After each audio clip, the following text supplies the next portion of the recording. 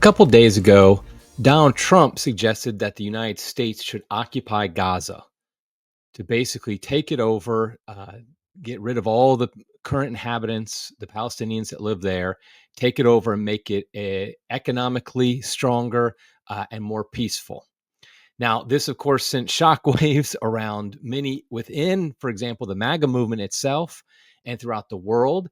It seemed like a ludicrous suggestion on its face.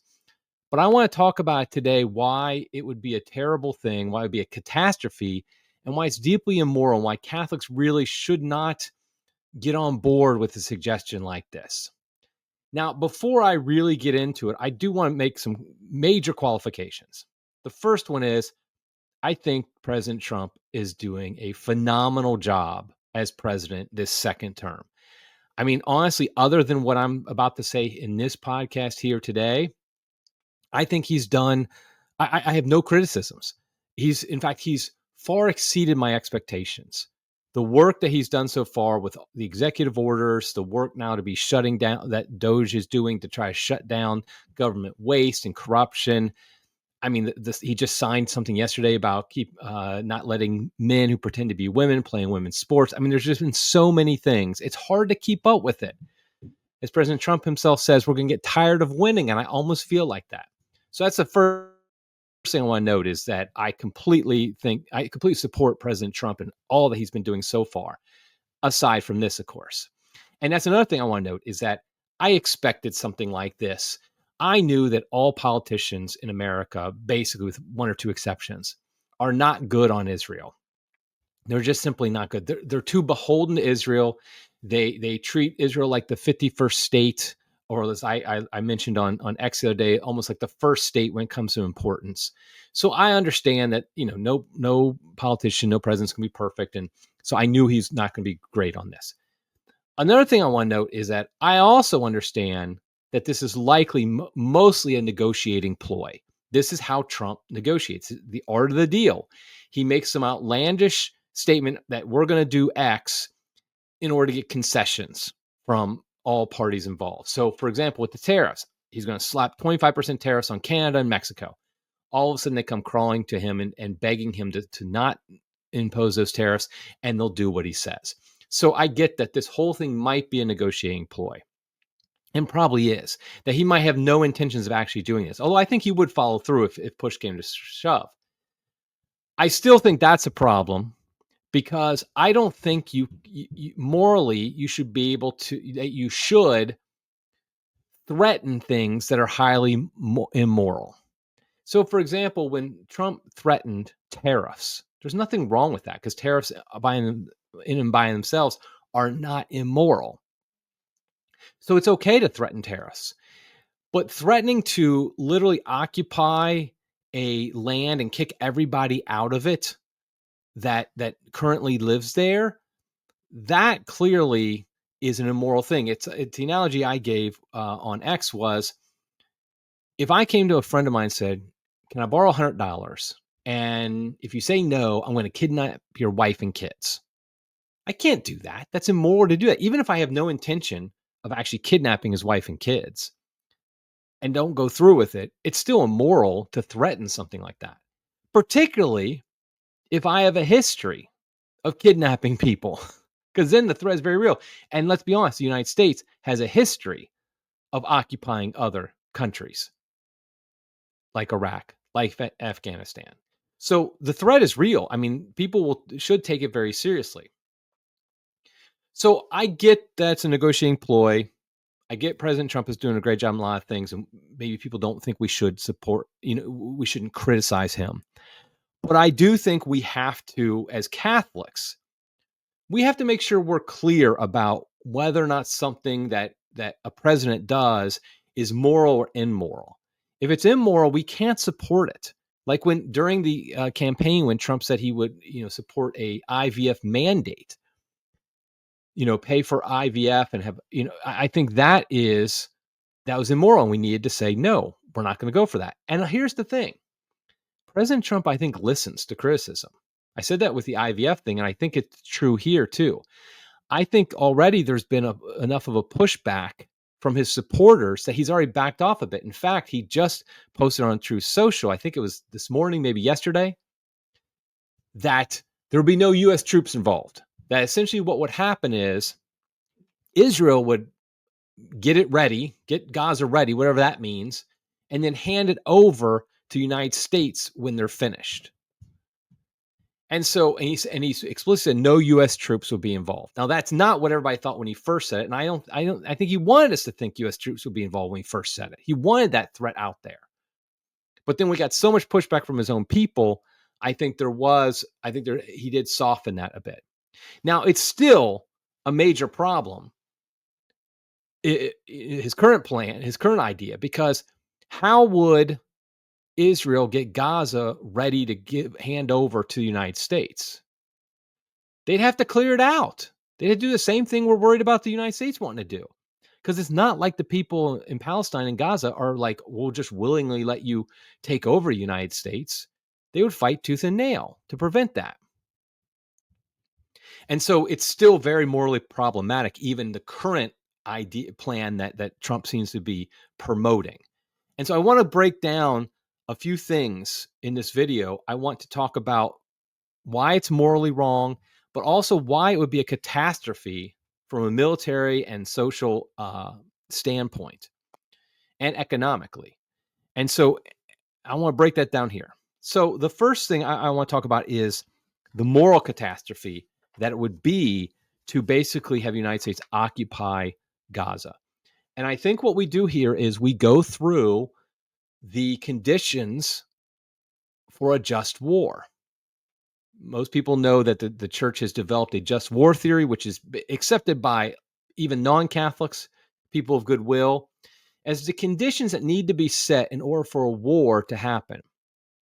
Now, let's be honest. This will never be called a war. The United States are not going to be called a war that's involved in. But we're talking about a military, whether it's the United States military or the Israel military, taking over land that is not theirs. That's a war. I mean, no matter what I'll put it this way. It falls under just war theory, whatever you call it. I don't care if you call it a conflict, if you call it a invasion, if you call it a war, if you call it a genocide. I don't care what you call it. A takeover, it falls under just war theory because it's a military force attacking another people. So, like I said, the church has developed this just war theory, and the Catechism lays out 4 conditions. I've noticed, and I've complained about this over and over. I'm probably a broken record at this point, that most Catholics simply ignore, most American Catholics in particular, just ignore just war theory. Because their idea of a just war is if America backs it, if my guy backs it, then it's just. And that's simply not true.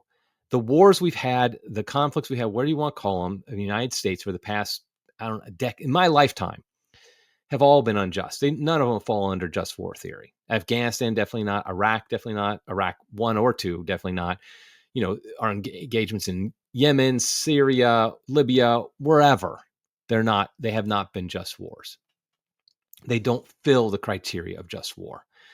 And so what I want to do is I want to look at those criteria, those 4 criteria the Catechism lay out. And this is in, let me find the paragraph 2309 of the Catechism if you want to look it up yourself. It has the 4 conditions that need to be met. And no, all 4 have to be met in order for the church at least to declare something a just war. Because remember, the church is not pacifist. I'm not a pacifist. We're not claiming you can never use a military. You can never fight back. You can never have military actions. The question is the action you have to judge each action a military takes, is it just? Because it's not just whether or not you can call a war, but how you prosecute that war is also part of just war theory. You might have a justifiable reason to fight back, but the way in which you fight back may not be justified and moral. And actually, I would say what Israel's been doing since October 7th is a perfect example of that.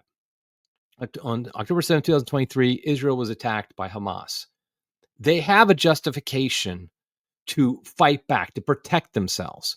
I don't think any normal person disputes that fact. I don't dispute that fact, and I'm a normal person. But what we see, though, is the way they then went about defending themselves went far beyond what was necessary to protect themselves and involved many evils. It's simply, you cannot justify, as a Catholic at least, and I know Israel obviously isn't Catholic. I'm just saying, as Catholics on the outside judging it, whether or not it's a just war, what Israel has been doing since October 7th cannot be justified. Just like what Hamas did on October 7th can't be justified. That didn't qualify under just war criteria, and neither is most of what Israel has been doing.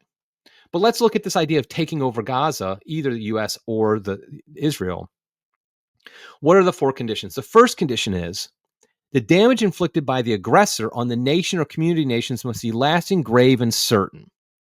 So what this means is whoever initiated it, is what they're doing lasting, grave, or certain? In other words, if just somebody from, let's say, Pakistan, a Muslim from Pakistan comes to our country and he sets off a bomb somewhere, but he's a lone wolf. We find there's no connection. He was crazy. His damage inflicted is not lasting, grave, and certain, like the future damage. So there's no reason we should nuke Pakistan, for example, in response. Now, in this case, the aggressor, we could say it's Hamas. I think I would say this. There's a long history in the Middle East that Hamas is not the only aggressor. I'll say that. I'm not saying Hamas isn't an aggressor, but Israel has been the aggressor often. In fact, I think you could make an argument, if you look back at the history, that Hamas is also responding to aggression against them, against the Palestinians over the centuries, over the last century. Again, I don't think what Hamas did on October 7th qualifies under just war criteria. I'm just saying that there's many aggressors. In this case, though, we'll assume the aggressor is Hamas. Is what they're doing, the damage inflicted, lasting, grave, and certain? Obviously, they did a lot of damage on October 7th. They've done other damages in the past. But I would say, I don't think any rational person could say that Hamas could really inflict significant harm on Israel over time. By that, I mean that Israel has one of the best armies in the world, has one of the best, well-protected countries in the world. In fact, it's a real scandal. We don't really know why Hamas was actually successful on October 7th. As successful they were, because it really, kind of goes against the whole belief and probably fact that Israel is able to protect itself. Israel could have done a lot of things to protect itself that, and we'll go into that in future, in other criteria. But the point is that I'm willing to grant that because of the long-term fighting that's been going on in the Middle East, you could argue that, yes, perhaps Hamas could inflict lasting, grave, and certain harm on Israel. But note, this is very important. It cannot do that to the United States of America. Hamas cannot. There is no evidence that Hamas can inflict, or anybody in Palestine can inflict lasting, grave, and certain harm and damage on the United States of America. So even if you want to argue that this condition is met for Israel, it's not met for the United States. So we cannot justify a war with Hamas based upon this criteria alone. Israel, perhaps, I'll grant that, Israel, perhaps, but not the United States of America. Because Hamas simply cannot inflict damage lasting, grave, and certain on the United States of America. The second criteria of just war criteria is all other means of putting an end to it must have been shown to be impractical or ineffective. Now, I understand how some people might think this condition has been met, that simply put, we've tried everything and nothing's worked. I don't think that's true. I think that this condition has not been met, that there are many ways in which Israel could have, and the United States could have worked to make a lot of this not happen. I think one of them is the United States not having such a large presence in the Middle East. Americans discount how big a deal this is to natives of the Middle East. I just like to use this example. Would you like it if China started setting up military bases in Kansas or in California or in New York? I don't think you would. But that's exactly what we've done. We've set up military bases in Saudi Arabia, in everywhere in the Middle East. And that's built up a lot of resentment and hatred towards us and towards Israel, which is our main ally there. I mean, there, Israel and as we know, Israel and the United States are connected at the hip. And so our military presence also engenders hatred towards Israel. So I think us just leaving the area would do a lot to tap down the violence. Likewise, Israel has done a lot over the years to antagonize their enemies. I'm not saying the enemies haven't done things to antagonize Israel. That's what I just, it's so frustrating. I feel like it's the midwit, response to everything. If you say something against Israel, therefore you're with Hamas. It's just simply not the way it works. The fact is, if you look at the history, last century in the Middle East, a lot of factors have led us to this point, including evils done by Israel. That is just a reality. And anybody who denies that and acts like Israel is the innocent party and it's only been attacked and that's it for the past 100 years, that's just a joke. That's just not true.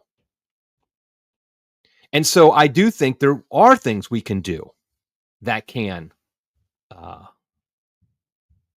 make it other alternatives so that we aren't necessarily, taking over Gaza. The third criteria of just war theory is there must be serious prospects of success. When it comes to taking over Gaza, only the most neocon of neocons would think this criteria is met. I mean, the neocons have never seen a war they don't think we can win easily. I mean, in my lifetime, every single military conflict we've gotten into, it was promised that this is going to be a cakewalk, that we'll take it over. In no time, we're going to be, controlling the situation. Very few lives will be lost, and everything will be hunky-dory. I heard that about Iraq. I heard that about Afghanistan. I've heard that about everything. It never is true. I'm going to get into a little bit later the difficulties of actually occupying Gaza. But for now, suffice it to say, I just don't I don't see how anybody could think this has how does the catechism put, a serious prospect of success. And what I mean by that is actually what Trump proposed: the United States controlling Gaza, occupying it completely, and everybody who's currently in Gaza kicked out. That's what Trump proposed. The idea that having a serious prospect for success is simply ludicrous. The final criteria, the fourth criteria of just war theory, is the use of arms must not produce evils and disorders graver than the evil to be eliminated. The power of modern means of destruction weighs very heavily in evaluating this condition. Here, I think we need to understand the actual threat level of Hamas to the United States, and also to Israel for that matter. We're talking about a small group of people who have done some serious damage, but they're not this isn't China, the CCP army, the Chinese army, or the Russian army, or something like that. This is a small terrorist group that can do damage, yes.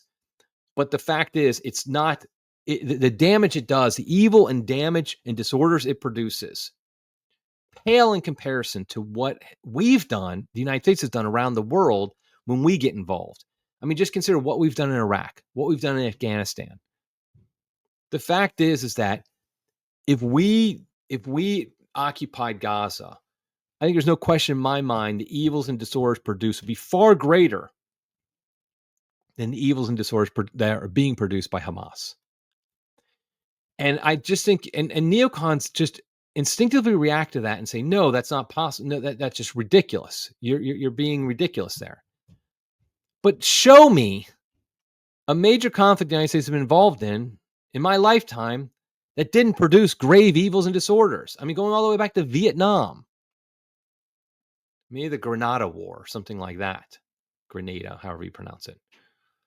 But the reality is that this would produce a lot of grave evils. It would produce decades of resentment and hatred towards the United States beyond what we even have now. I don't think people realize how how much blowback we would get. I remember years ago when Ron Paul stated that it's United States activities in the Middle East and blowback that led to 9/11. And he got hammered. You're blaming the United States, Rudy Giuliani said. But the fact is he was right, and even the CIA admits he was right. That it's our involvement over there, our deep involvement over there, that has led to the deep resentment and hatred of the United States there and the fighting that goes on there against us and against our main ally, Israel. That's just reality. I know many Catholics want to act like this is a completely religious war. That's just a bunch of crazy Muslims who hate Jews and hate Christians. You're wrong. If you look at, for example, the Middle East maybe 100 years ago or so, you didn't see this level of conflict by the Muslims. There wasn't some Muslim fundamentalism, radical Islamist movement, even in like the 1950s, before the United States really got involved over there. That's only grown because of what we've done. Now, again, I feel like I need to make these disclaimers for people who can't follow along. It doesn't justify everything Hamas has done or other Islamist terrorist groups. It simply says that they might not have happened. They likely wouldn't have happened if we had not decided to get so involved over there and build up this deep resentment and hatred of us. And I tell you what, an occupation of Gaza would make the past resentment look like Sesame Street. It would be far, far worse. And so there'd be a lasting evils and disorders that would come about because of this. Another point I want to make, so those are four. So I don't think that this really qualifies on any of the conditions. At most, maybe number one. But remember, all four conditions have to be met for something to be considered moral from a Catholic perspective, from a just war theory perspective. I also want to note that the idea of forcibly relocating Palestinians against their will, I don't see how any Catholic can support this. I just don't see, there's no Catholic argument for it. Because the fact is they don't want to leave, and there's no American reason for them to leave. That's the important point. And really, there's no Israeli reason for them to leave, but most importantly, there's no American reason for them to leave. They simply do not pose a threat to us. And so to forcibly remove them from their land, which is their land. I mean, I know the Zionists who act like somehow Israel has a divine right to all the lands in the Middle East, they simply have bad theology. Bad theology that leads to death and destruction. So it's really bad theology. The fact is, Israelis have no right to the Gaza Strip. And there's a complicated history there, but ultimately, the people who live there have lived there for generations. And there's no moral reason we can kick them out. So the idea of just simply forcibly removing them, which is difficult, let's just say that, is just morally reprehensible. Now, some would say because the Palestinians voted for Hamas as their ruling government, they basically deserve whatever they get. But that argument fails on two counts. The first count is that election was in 2006. Most of the people living there now probably weren't even alive or weren't old enough to vote in 2006. So they're not like personally choose that. We don't know what would happen if there was another vote because there hasn't been one to take them out. Secondly, and much more importantly, even if they did vote them in, since then, when do we say that you can do whatever you want to a citizen because of something the government does? How would you like it if somebody judged you based upon the actions of your government? And they said, oh, well, you don't have any right to life or to be free because look at all the evils your government has done. It's ludicrous. I mean, all the evils the United States government has done, am I responsible for them? Am I like, I can just be killed at whim or in prison because of their actions? No, even though I voted in the system. Even if Donald Trump does something horrible like this, for example, and I voted for him, doesn't mean you can just bomb me and kill me because of it and you're morally justified. So, or relocate me, like kick me out of my house and make me move to Canada or something like that. It's just not morally justifiable to do that. So I really think that is morally it just, like I said, reprehensible. The idea of just forcibly removing. People use the terms ethnic cleansing. Most people think of it, ethnic cleansing as actually killing people, a whole ethnicity. So I don't want to use that term, but it would be killing a lot of them because they would refuse to go. And if they refuse to go, what's the only way you can remove them? You might have to kill them. They may make that the only option where they say, you either kill me, you can't move me. You're gonna have to kill me to get rid of me. And so you'd have to kill them. So that is ethnic cleansing there. But forcibly removing a whole people from their land, I mean, that definitely borders on ethnic cleansing. And the idea of like just moving them to another area, like that's what, another Muslim area like Egypt or another neighboring country, something like that, that doesn't make it better. Because like I said, you just can't force people, a whole people, to leave and consider a moral action. I also want to note that, I mean, I just feel like morally there is no Catholic argument for the United States occupying Gaza, whether it's Israel who cleans it up or we clean it up or whatever. There's just no moral. And by cleaning up, I mean literally causing death and destruction to countless millions of people. But like, even if, so it's not morally justifiable. But the other thing is it's militarily and just so dumb. So have we not learned our lessons? This is not the Crusades, folks. I saw a number of Catholics online who were acting like, hey, this is great. This is like the Crusades. We'll go in and take over. First of all, the Crusades didn't work out either in the long term. We're not still there, are we? It's not like a Catholic kingdom lasted in the Middle East, in the Holy Land. So whereas the Crusades were successful in some ways, and they kept Islam, the threat of Islam taking over Europe in many ways, it's not like they all of a sudden took over and everything went hunky-dory, even back then. And the idea that could happen now, we're not a Catholic kingdom anyway. The idea that could happen now successfully is just a joke. I mean, look at the history, just the recent history. We occupied Iraq. What happened? It resulted in years of insurgency, the rise of ISIS, and a nation that's still in shambles.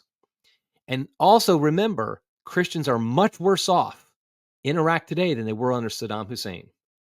Doesn't mean Saddam Hussein's a saint. It simply means he brought stability. The same thing's happening in Syria, by the way. Syria, it's not like it was some Christian country, but there was stability there, which helps the Christians. Now with the overthrow of the leader, Assad, it just doesn't, the Christians don't have that stability. And the same thing is true in Iraq. And so that was a disaster. Yet every neocon was selling it like it's a piece of cake. We're just going to go in there, take over Iraq. We'll have democracy. I mean, some might not be old enough to remember the propaganda from 20 years ago, more than 20 years ago now, about invading Iraq. It was similar to what Trump is saying about Gaza, that basically we'll just take it over.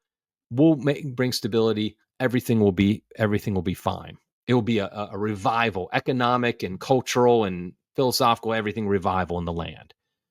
Did that happen in Iraq? No. Another example, Afghanistan. What was originally intended just be to take out Osama bin Laden, quickly within a couple months morphed into another occupation, nation building. And again, what was promised? It was promised it would bring democracy to the country, there'd be peace and stability, and it would be able to join the nations of the world in prosperity. This is what was actually said. I'm not making this stuff up. The neocons pushed this hard. What actually happened? A 20-year war that the end result was a country worse off than it began. Had the same leaders now, Taliban in charge, than were when we started, but it's far worse off than it was when we began. It wasn't great when we started. I'm not claiming it was. It wasn't as stable as like Iraq was. But now it's a disaster because we spent 20 years, millions of dollars, tons of, so many people dead. It just is no different than when we found it. And, it just, Vietnam, you could argue Vietnam, the same thing. The point is these military occupations simply don't work. You may want them to work. You may think they'd be a great idea on paper, but it just doesn't work. The challenges in Gaza for a military occupation would just be immense. It's a densely populated area, it's urban, and has a long history of resistance to occupation. This is not a group of people that is going to willingly go, and they know ways to stay entrenched where they are. And so it just the idea, and also with its, just the geography. It's a narrow strip of land. It's a strategic nightmare for any occupying force. I'm not a military expert, but it doesn't take a military expert to see how difficult this would be. So, I mean, remember, this is a country that has endured a blockade and bombardments for years, and it's still there. It's not going to change overnight. Trump also said that it would bring about like an economic renewal to the area. I mean, people are already creating AI images of like a Trump hotel in Gaza and how it would bring, again, that's not what's going to happen. That's not what would happen. We see that in Iraq. We see that in Afghanistan. And that's exactly what it'd be, probably worse actually in Gaza. So what's the solution then? Do I, Eric Sammons, have a solution? No, I do not. And you don't either. That's the reality. There are no easy answers on how to solve the deeply entrenched problems in that region. I do think, though, that we need to think outside the box. By that, I mean we need to think outside of the paradigm that we've been working under for 60 years, maybe, which is that we have to be a strong presence in the Middle East for there to be peace. That's the paradox here. We believe that if we have a strong military presence in and involvement in the Middle East, that's what's going to bring peace. The paradox is the opposite is true. Our strong military presence there, our strong military involvement there is actually what's brought disorder and what's brought chaos and what's brought war. That's what's caused it. Now, if we completely pulled out, what would happen to Israel? I don't know, and you don't either. The reality is we still could put a lot of pressure on Middle Eastern countries. We have agreements, strong relationships with Saudi Arabia, Egypt, for example, where we basically paid them off not to be involved in these conflicts, not to attack Israel. We could continue to do that. I'm not saying I think that's a great idea. I'm just saying it's an alternative. But as long as we have a strong military presence there and we try to call the shots over there, the reality is we're going to continue to have violence and death and destruction in the area. And also, we do not have an obligation to prop up Israel. We just simply don't. There's no biblical mandate to do that, no theological mandate, and no American mandate to do that. I know that comes as a shock to many people, but that's just the reality. We need to get out. I think that's probably the biggest thing. As far as, I'm not saying it would solve every problem. I'm not saying it would stop all war there. But I'd be willing to bet that if America withdrew her involvement in that region, I think within a decade, 20 years, something like that, it'd be a lot more peaceful, a lot more stable than it is today. And honestly, those who argue against that, you have no evidence to show otherwise, because you literally have the evidence of 60 plus years of American involvement, military involvement there, that have been 60 years of chaos. So don't tell me, oh, we have to stay there or else it'll get terrible. It's terrible while we're there. So we need to think of a different solution. Okay, so the last thing I just want to note is I want to reemphasize that I know Trump might be just talking big and might not plan any of this. But the reality is I saw too many Catholics and conservatives wholeheartedly embracing this idea as a real plan. And we need to recognize that's not something as Catholics we can do. We simply cannot support the actual U.S. occupation of Gaza, no matter how it comes about, because no matter how it comes about, it will involve many immoral actions on our part, on Israel's part, on various parties' part. So I hope nothing happens. I hope this is just one of these things where Trump throws it out there. It allows him to negotiate some things, and then we forget about it within a couple weeks. That very well could be what happens. I hope and pray it is.